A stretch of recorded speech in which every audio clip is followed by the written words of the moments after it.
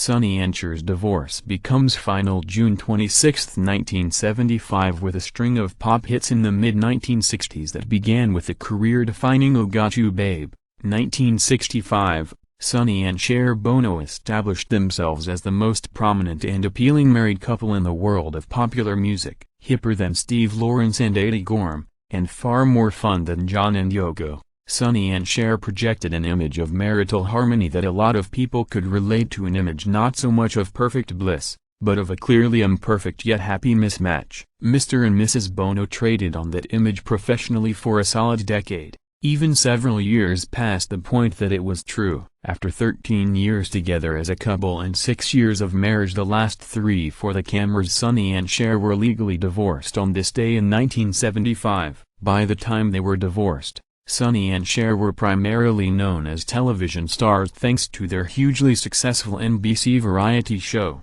but their romantic and professional relationships started in the Southern California music industry in the early 1960s. In 1962, Salvatore "O" Sonny Bono was working as a producer, gopher and sometime percussionist for the legendary producer Phil Spector when he met Trillian Sarkisian in a Los Angeles coffee shop. Just 16 years old and recently dropped out of her Fresno, California, high school, Trillian was soon singing backup on such legendary Spector-produced hits as "Oh You've Lost That Lovin' Feelin'," Righteous Brothers, 1964, "Oh To Do Ron Ron," The Crystals, 1963, and "Oh Be My Baby," Ronettes, 1963. The couple released one unsuccessful single under the name "Oh Caesar and Cleopatra" before landing a #1 pop hit in 1965 with "Oh Got You Babe" under their new name, Sonny and Cher. Ultimately, Sonny and Cher had only a few memorable hits after their first,